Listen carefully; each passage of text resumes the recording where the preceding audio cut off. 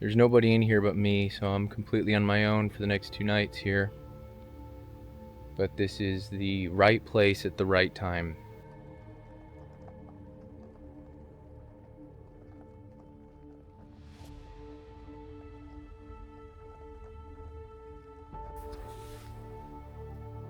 I do not know if the camera got that, but there was legit a knock downslope of me just now.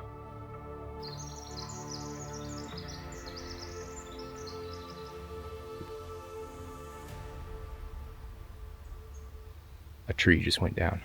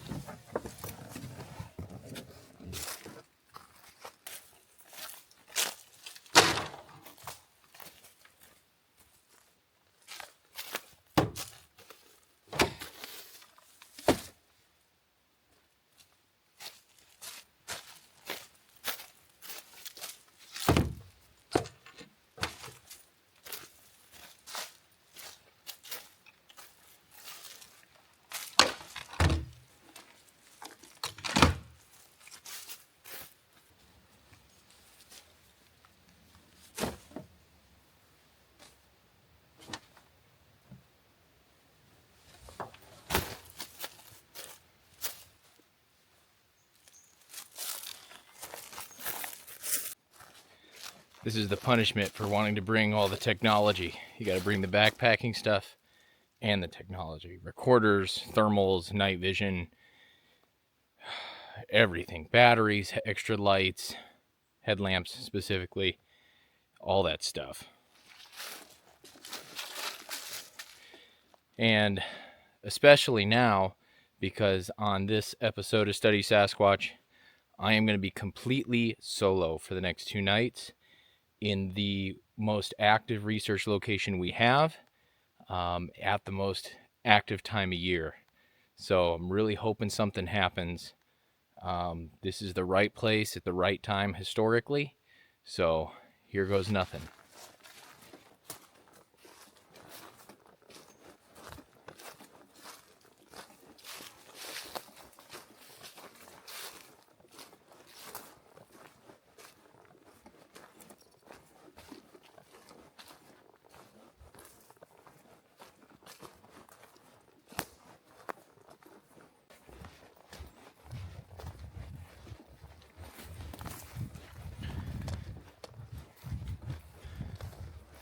All right, I've made it to Hilltop Camp.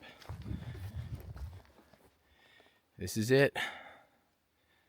This is where everything has happened over the years, at least the major events. So I'm gonna get my camp set up. I'm not doing a fire tonight. I'm gonna just do a digital campfire. So I have a little fake campfire light speaker / light, and I will put that on the ground and use that as my illumination tonight on the ground. It's eerie quiet back here. Still getting the camp set up,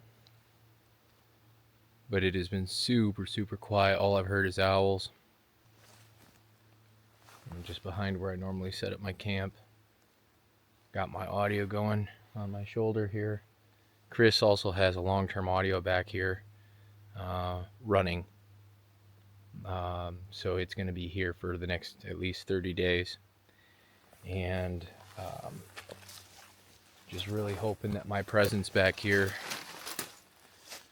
draws something here. And this is where in 2015 I had an extremely close experience with what could only have been a Sasquatch. We keep coming back and we keep trying to make it happen again here. And so that's why I'm here. And I'm going to see if being a single person, easily approachable, not easy to spook off potentially in their mind, might get some activity. So I'm going to finish setting up the camp. And then relax, and see what happens.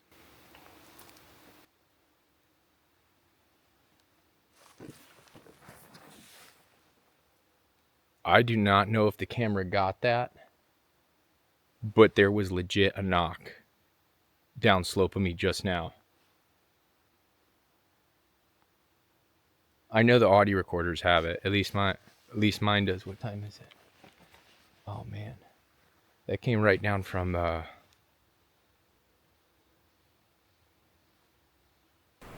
and then relax and see what happens.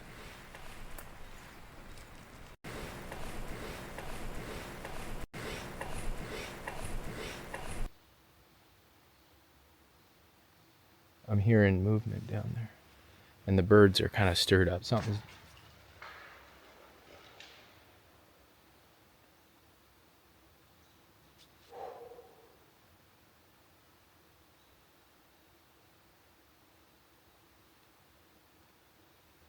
a tree just went down.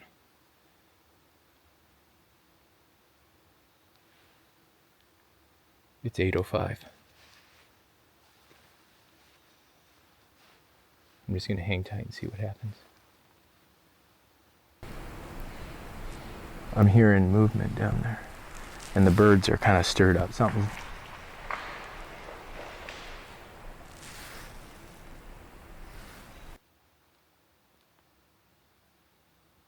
Now, what I thought was a knock could have been a tree crack, but I was, and then the tree went down, so it could have been the tree starting to give, and then it finally went down.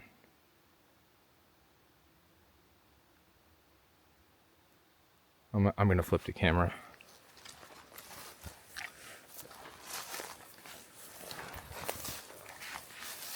Okay, I'm going to creep up to the edge here. I've got the thermal, and you can see downhill a little bit right here, but we're going to see what happens. It's true there's a marsh down there, so it could have been just a tree going down.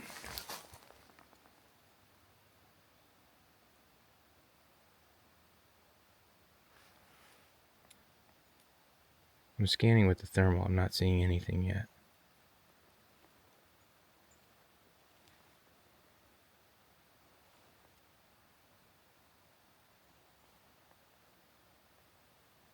There's no wind, but that doesn't mean anything. As things dry out and weaken and buckle, it could have been something dropping. But what was weird was, I think I even said it on camera, I was hearing brush movement between when I first noted the knock sound and then the tree going over. So,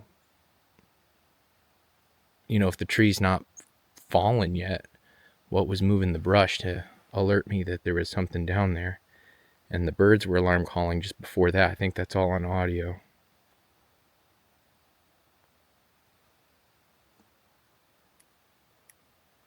So I'm standing here and there's definitely movement down there. I'm going to go ahead and finish setting up my camp. I do need that established before dark so I have a place to go and sit and listen and let something come in. So I need to go get that finished up. Alright, got my tent set up. I got the rain fly rolled back so I can kind of unzip the door and see back this direction toward where the sound, the tree going down came from, and from where historically we've been approached. So I got to finish getting this stuff set up, but that's my field of view for the night. My camp is mostly set up. So now I'm going to deploy the audio, put it on this backpacking clip. I just clipped it onto that stick on the tree, and I have it facing out that direction.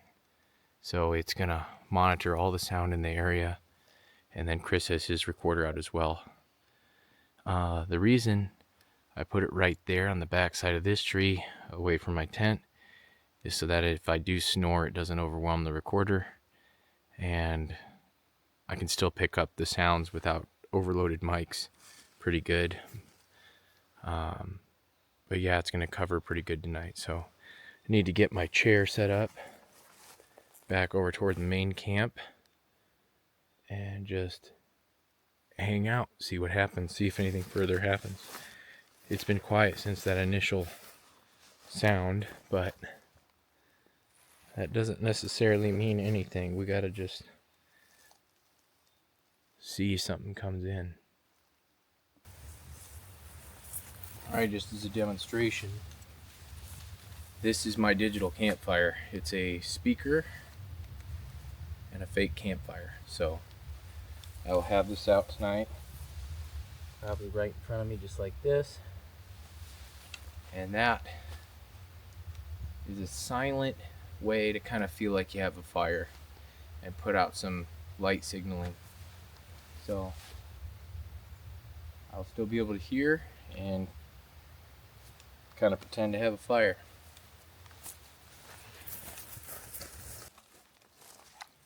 Alright, it's starting to get pretty dark now, as you guys can see. This camera does really good in low light, so it's getting in the shade, or in the shadow area, it's pretty black. It's getting there. So the thermal is going to be with me all night.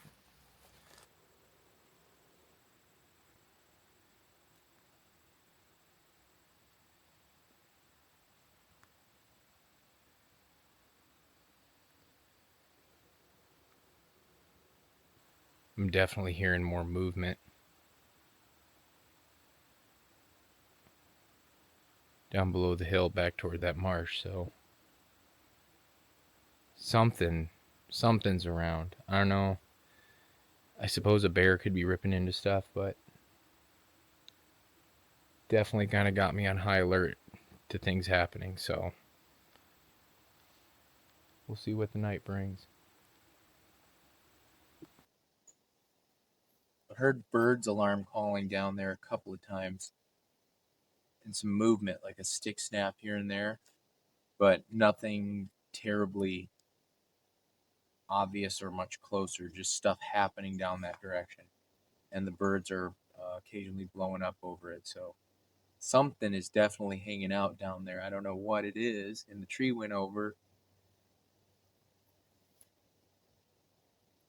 And I've been scanning. This could definitely get to be an interesting night.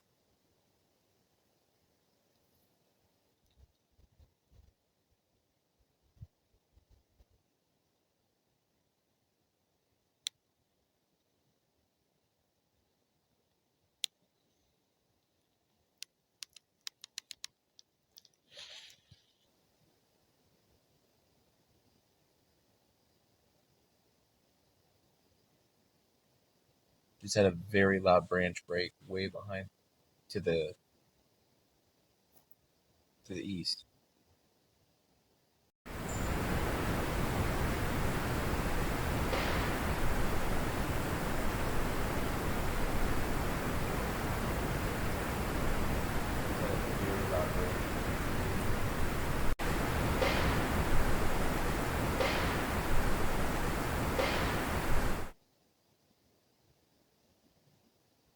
Just heard a deer huff way down opposite direction of the branch break. I just heard.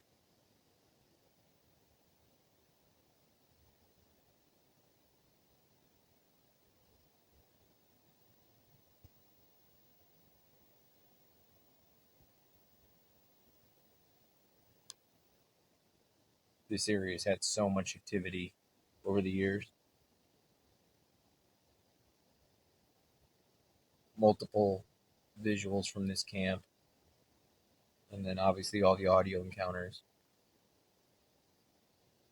approaches, tree pushovers, screams, and then obviously the samurai chatter stuff. They definitely seem to come through here on a regular basis.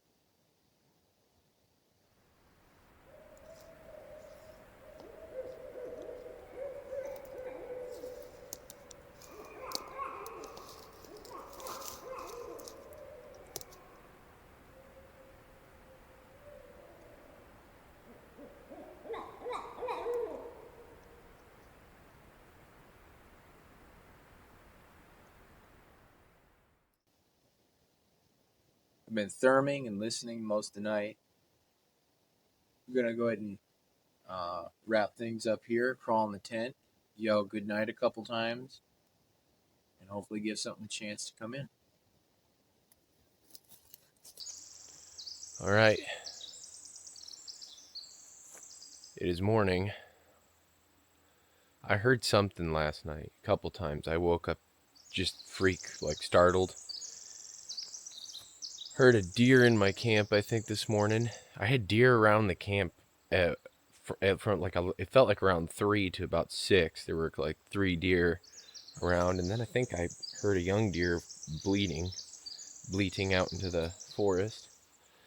But yeah, there was pops and cracks and stuff all last night. So we'll see what today brings. I haven't seen any tracks. I've been walking around and looking around. I'm gonna grab my audio here, clip it to my pack, but yeah, it was just, there was something around last night, there's no question. I kept thinking I was hearing distant stuff, like super far off, distant vocals. It was weird. So we'll see what the audio brings. Speaking of which, got the audio right here. So we're gonna end the recording and start a new one because I'm clipping it to my pack so I'm gonna hike down the old skid road that's been reconditioned, and we're gonna see if there's any tracks. No one's been down that road in a long time. This area just opened back up for access, so we'll see.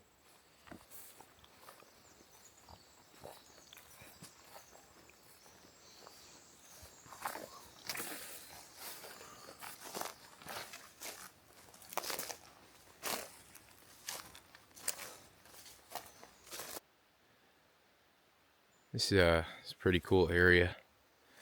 This is where I get a monster buck on camera every once in a while. But to tell you how big of a shelter it is, look at this giant double twisted cedar. Beautiful. It's got 3 heads on it. You can see up there. This thing's ancient and it's all twisted out. It's a beautiful tree. But yeah, you can see. And here I'll flip around so you get a sense of the size.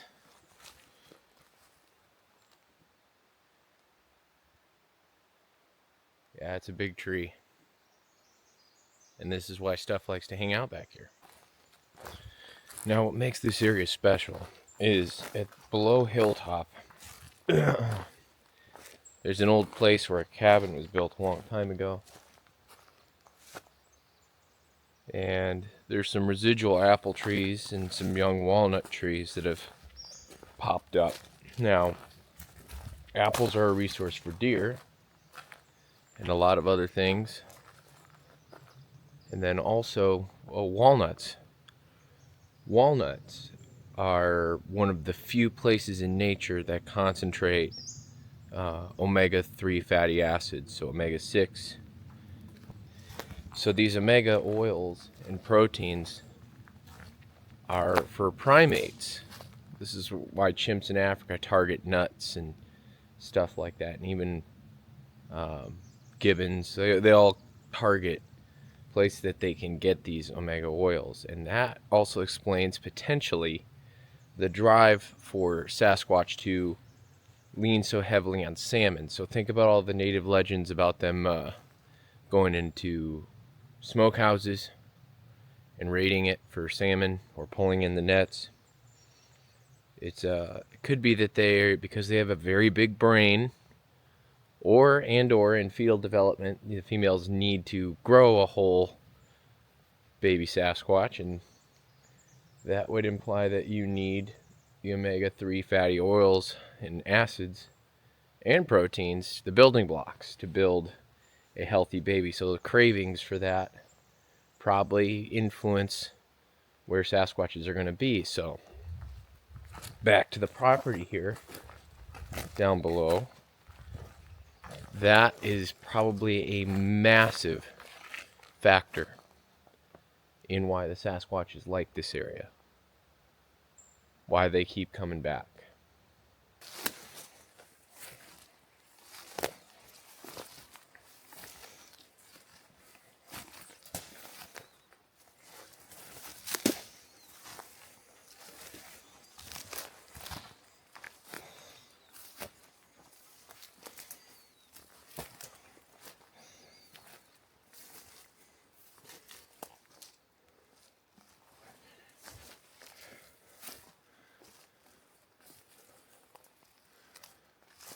Okay, so there's one of the walnut trees right there.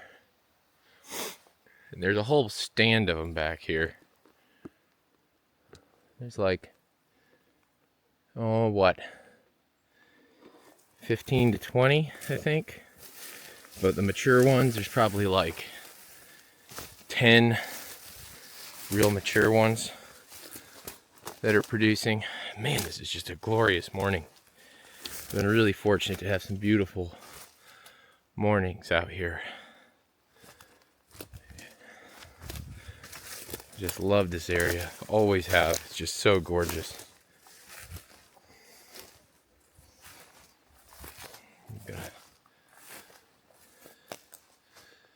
Got some large leaf maple overhead as well. That's a walnut right there. Walnut grow in a spindly form like that. They tend to. Now, that grove starts way out there and works its way this way and then runs that way. And there's apple trees out here. There's a number of cherry trees in here.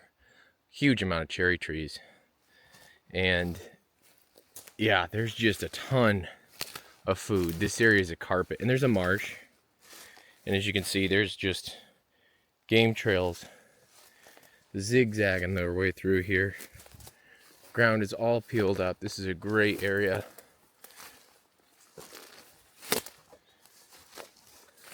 I'm hoping that as I'm walking and talking, I stir something up. I'm just skirting the edge of this.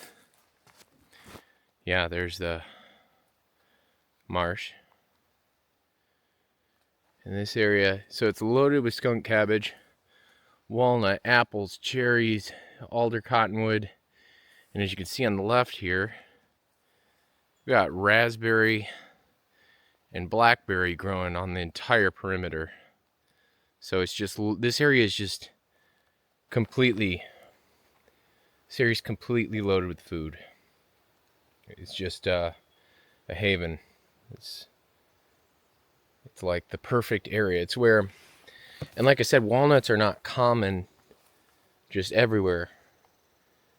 And so this area, I think the walnuts and the cornucopia fruiting plants and tuberous plants and stuff are a huge draw to the Sasquatch in this area. I think that's why they gravitate to right here. This is part of their travel corridor. I think so.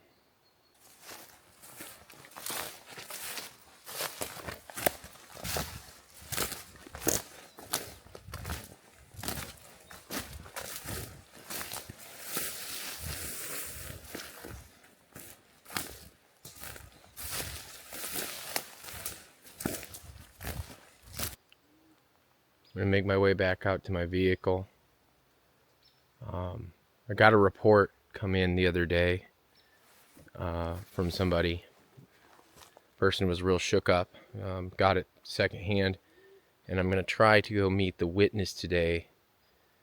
And that's how I'm going to spend the daytime. I'm very familiar with this area. I've been crawling around this morning anyway. And I'm going to ease off. I don't want to put pressure in here anyway. So I'm going to go investigate this report in town, or go into town and then find out where I can meet the witness and try to go there and see if there's any prints to cast from where they had their encounter. So I'm gonna head out and do that, and then I'll return in the late afternoon to try to stir it up again. But I'll explore a little bit, been a beautiful morning. Checked in on all the resources. It's beautiful. So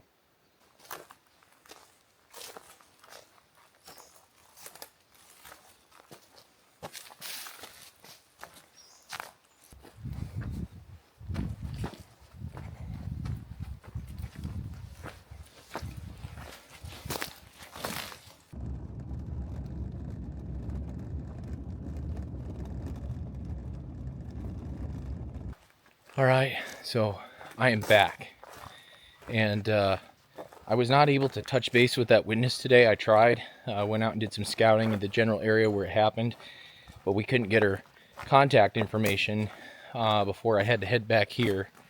I spent most of the day trying to figure it out, but I have good people out there digging, trying to find it, and so hopefully we can talk to her and get out and go figure out what she saw.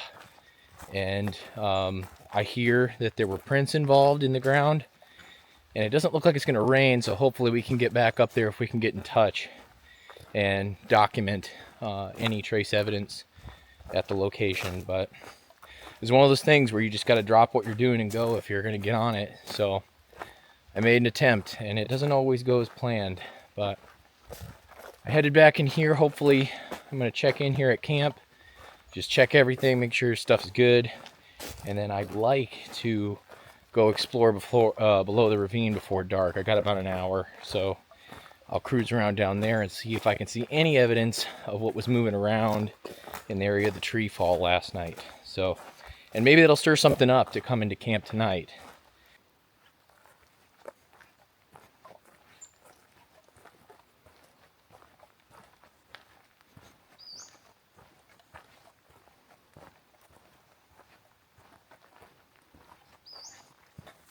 I'm back to camp. Everything's still here, in good shape. Nothing's been messed with. I'm running my audio, and I'm gonna head down slope here, down into that timber right there.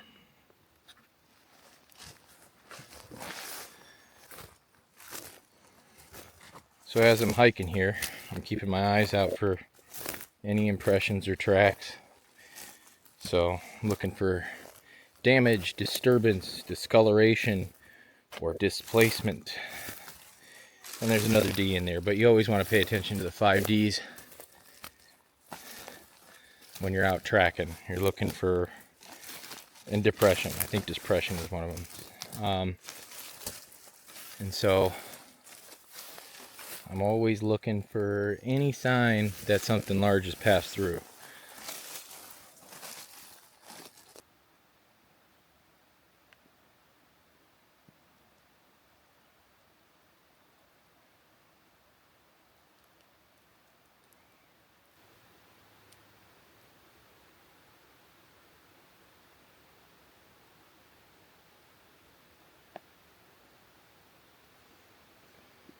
I'm not seeing anything so far. I'm kind of down by the edge now of the marsh. It's pretty still. I see the old roadbed right in front of me. I'm going to go down and see if anything's using that.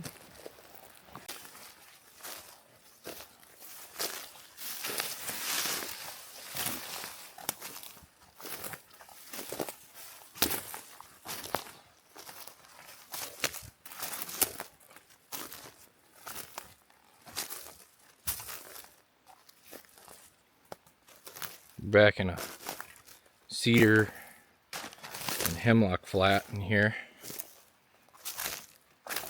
right before it goes down to the marsh. And this seems to be an avenue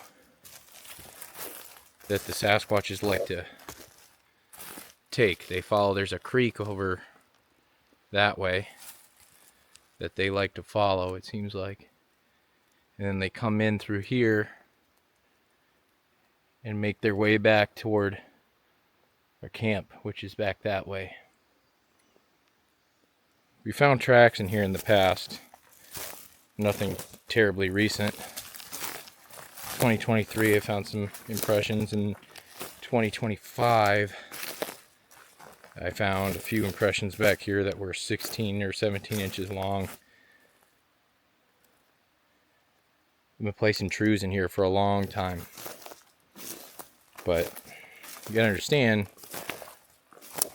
with the trues we've currently been using, having to service every 2 weeks makes it very tough to be low profile on the area. So with all the servicing we do, and then probably being very aware when we come in, there's a good chance that we kind of tip things off in the process.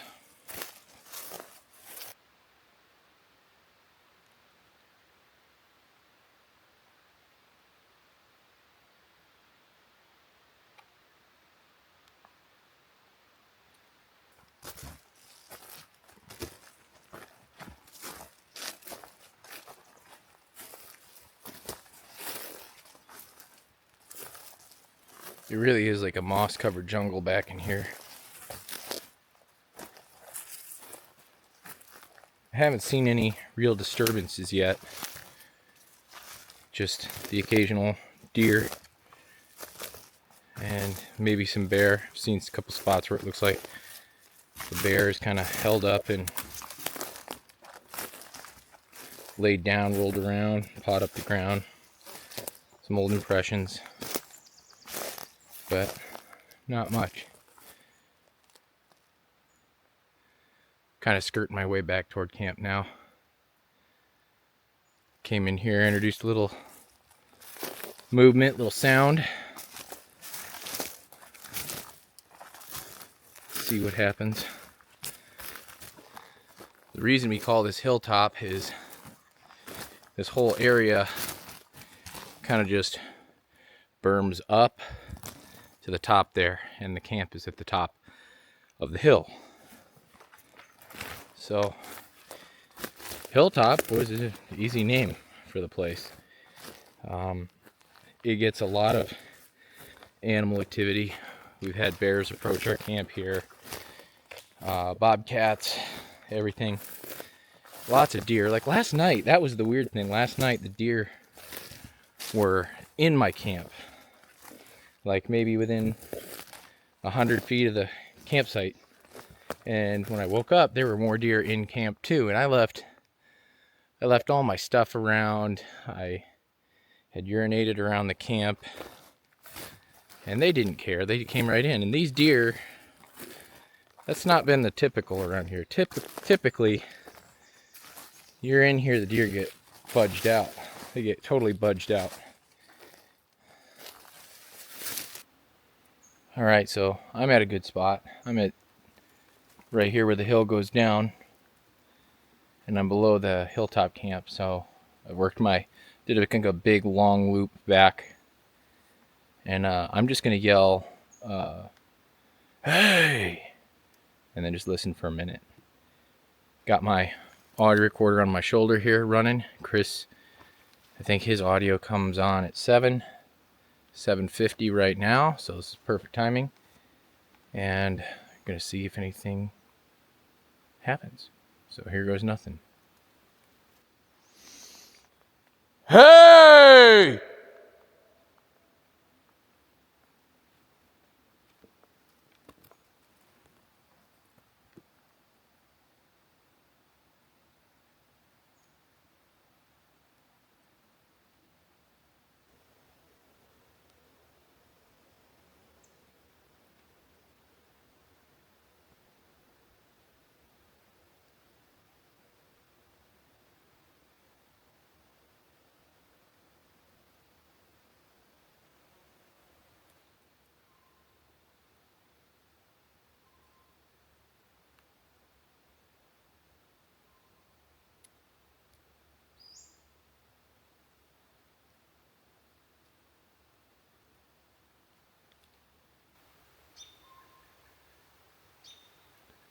I've spent so many nights in this camp. I had a lot of things happen here. Sometimes I just sit and think what it would be like if we had the technology in 2015 that we have right now, and it was running in this camp when everything went down. the big approaches, or even 2020. If we would have had this in 2020, what position we'd be in as a community, and what would we have to show for it? I really wonder, because I got a feeling it would be very different than the situation we're in right now. Right now, we're just working our tail off, just trying to get our cameras in front of a spot where this thing will just make the wrong move and step out in front of it. But it's all an odds game. You're looking for a moving needle in a haystack that doesn't want to be found. It wants to be completely avoiding the person looking for the needle.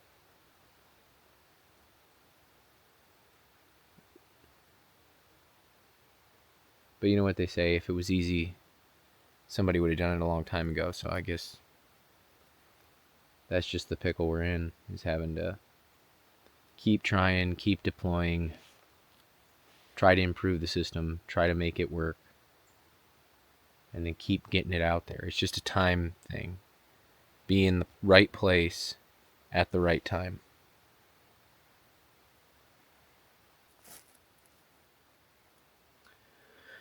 Well, I'm gonna get back up to camp. I think I got everything here. I am back to camp. Well, the edge of the camp. So right here between this Doug fir and that Doug fir, right in here is where this thing was bouncing around. I'll try to stand. So I'm standing on this log. So I'm standing where it was. It looks a long ways away, but it's not. That's my tent. So this is where it was screaming and talking and making a ruckus. So right in here. If I would have had a true running on that stump or something, pointed through this window, or running maybe on that stump, it would be a very different world today.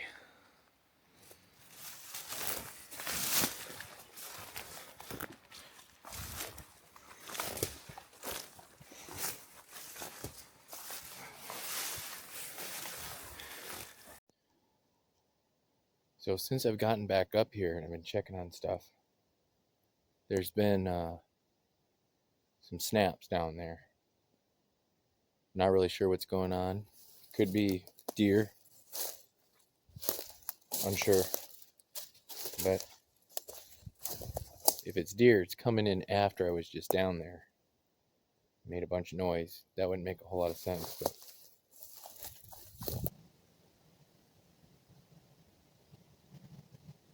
I'm definitely hearing some movement around camp, but probably down that way about 140 yards, 150 yards. And then again, at night, everything sounds closer than it is as the air gets colder and denser. I'm going to move my chair over here so I can hear a little bit better. Kind of sit right here and just be able to hear around over there in the opening. Just seems like I can hear more of the river back that way. So right here is nice and quiet.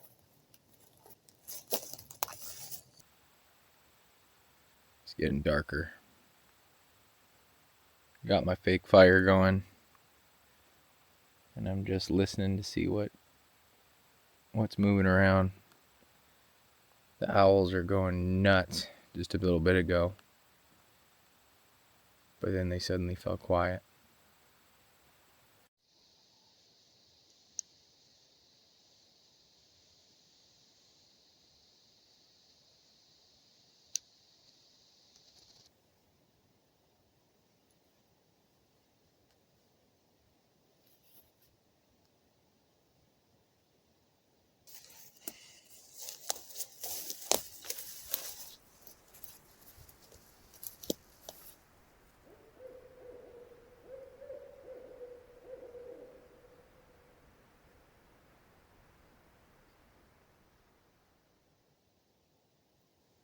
All right, well, I'm gonna take a short walk and just see what's out and about. Maybe draw something back to camp, maybe make something think I'm leaving camp. Either way, we'll see what happens.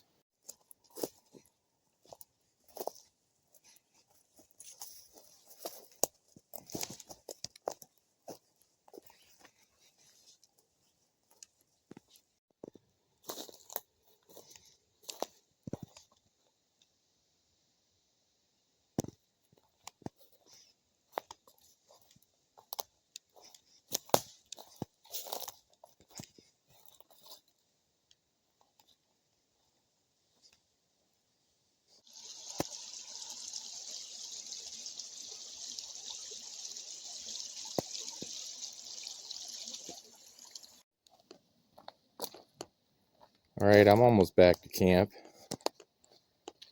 Nothing's really happened. It's been pretty quiet. So when I get back to camp, I'm gonna crash, see if anything comes in overnight.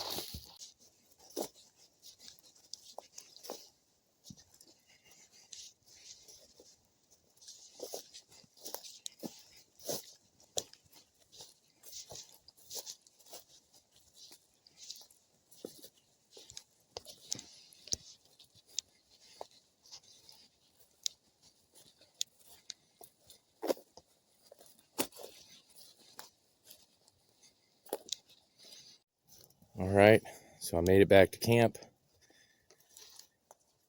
There's the tent. So I'm gonna yell good night 3 times out into the timber, and then I'm gonna crawl into bed. Good night! Good night! Good night! And I'm going to crawl into my tent in just a sec.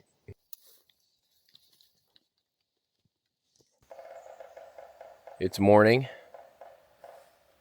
I'm getting myself all packed up and got my tent squared away, my bag, everything. There's tons of stuff I'm sure I missed when I slept, but I did hear some weird things. Some bangs, some thuds, some crashes, some trees going over with brush movement in between. That was interesting. And yeah, and then the deer hanging out in my camp most of the night. Very unusual. I've seen that a few times, specifically this year. Just unusual. So we'll cover that in the review process. I'm sure it'll be included in this video, whatever's in there. I know I recorded some stuff.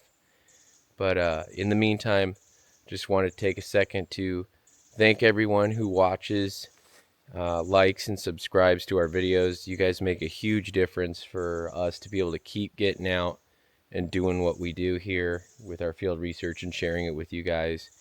And with that, I'm going to get my gear and get out. But thank you for watching from us here at Study Sasquatch, and we will see you on the next one.